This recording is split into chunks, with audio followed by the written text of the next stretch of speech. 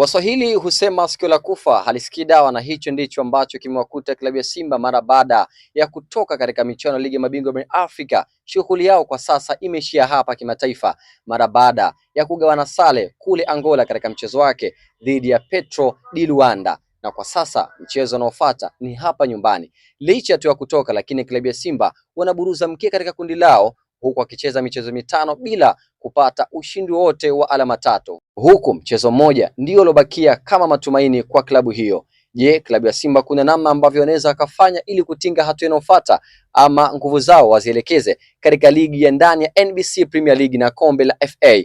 Hapa nipo na mchambuzi, yeye ataenda kutuambia ni kwa namna gani klabu ya Simba imecheza mchezo wake, makosa wamefanya wapi, na kwa sasa kitu gani kifanyike kuendelea na ubabe wao wa kimataifa katika msimu ujao. Karibu sana mwalimu. Shukrani sana. Mchezo umetamatika kule Angola, Simba wamegawana pointi dhidi ya Petro. Kuna namna ambavyo unaweza ukasema Simba walistahili kupata alama tatu hii leo? Kwa mchezo ulivyokuwa unaendelea first half, tunaona Petro di Luanda alikuwa na mchezo bora sana na wamewahi kupata goli la mapema dhidi ya Simba, japokuwa Simba first half ilipata nafasi na yeye Kibu Denis alikosa nafasi ya wazi kupata bao. Hivyo kipindi cha pili mchezo kageuka. Mchezo ulivyogeuka, Simba wakawa na mechi bora sana, walikuwa wanapata nafasi wanashindwa kutumia, na wapinzani wao Petro di Luanda walikuwa wamerelax sana, wakiamini kwamba tupo nyumbani na hawa Simba wana kadi nyekundu, goli tutalipata tu la pili. Hivyo wakafanya makosa ambayo yakapelekea Simba kuadhibu mchezo ulivyokuwa kama hivyo.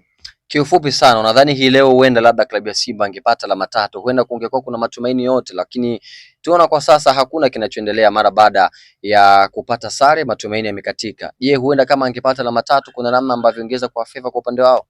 Matumaini yangekupa uongo kwa kufuzu watu wa robo finali, kwa sababu mpinzani wake mechi zilizobakia hizo mbili alikuwa angetafuta alama moja tu, na alama moja kama unavyojua ana mchezo mmoja nyumbani mpinzani wake na ana mchezo mmoja away. Akipata alama moja Simba watakuwa sawa, alama saba kwa alama saba, then head to head Simba anakuwa bado hana nafasi ya kutoboa.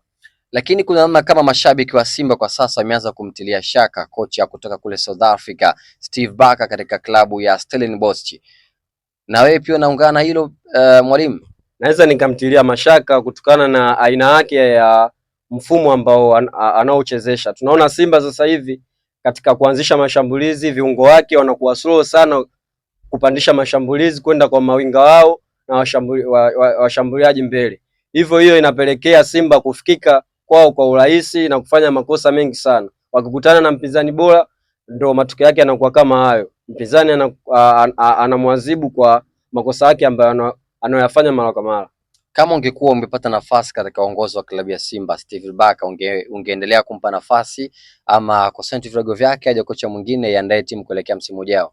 Kwa sasa hivi huwezi ukafanya maamuzi ya haraka kumtoa, kwa sababu kocha kaletewa tena maigizo mapya kama kina Anseti Oura, kama wachezaji kama wapya wameingia kama watatu hivi. Kwa hiyo mwalimu anazidi kuwasoma, mwalimu anazidi kuwatengeneza wachezaji hao waingia ili waingie moja kwa moja katika mfumo. Tunaona hata Gueye akimpa nafasi anavyoonyesha. Anseti Oura huyo hapo leo katika uzi wa Simba anaanzisha mashambulizi, zeni anamzunguka beki, inapigwa pasi katikati, anashinda goli zuri. Kwa namna ambavyo unaona klabu ya Simba, unaiona wapi kuelekea katika msimu ujao, hususan kujipanga kwao kuelekea katika mashindano ya kimataifa? Unadhani itakuwa Simba ya tofauti ama namna gani? Simba kwa haraka mpira mara ni unahitaji process. Kwa haraka Simba ni uongo kuwa na matumaini makubwa sana. Hivyo katika kipindi hiki cha dirisha dogo limeisha, tunaona Simba atakiwa ajipange na kufanya maamuzi sahihi katika dirisha kubwa linalokuja. Unaweza kusema Simba kama alikuwa msingizaji katika hili kundi, kwa sababu tumeona hata maandalizi yake katika michezo ya kwanza haikuwa bahati kwa upande wao, ama kutokana na ubora wa timu pale ndipo ambapo nguvu zao ziliishia?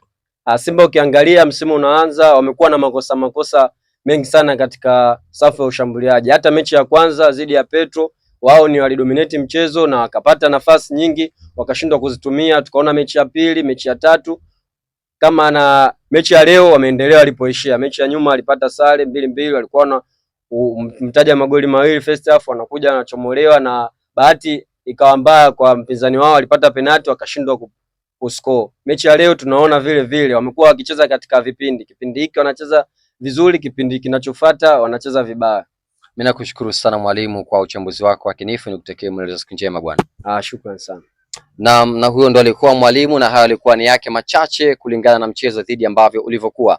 Na Swahili wanamsemewa kwamba kisichoridhiki hakiliki, na hicho ndicho ambacho unaweza kusema kwa sasa mara baada ya klabu ya Simba rasmi kuondolewa katika michuano ya kimataifa. Nini matarajio ya mashabiki pamoja na uongozi wa klabu ya Simba? Kadri muda unavyozidi kwenda ndivyo ambavyo mambo yanaweza kuwa mazuri zaidi. Kwa sasa mimi sina la ziada, nikutakie mwendelezo siku njema, ila kabla ya hapo nikukumbushe tu usiache kusubscribe katika ukurasa wetu wa YouTube JH Media, lakini kikubwa usiache kusubscribe ili kwanza kupata habari zote moto moto kemkem za kimichezo ndani na nje ya nje. Wa ila liqaa, ma salam.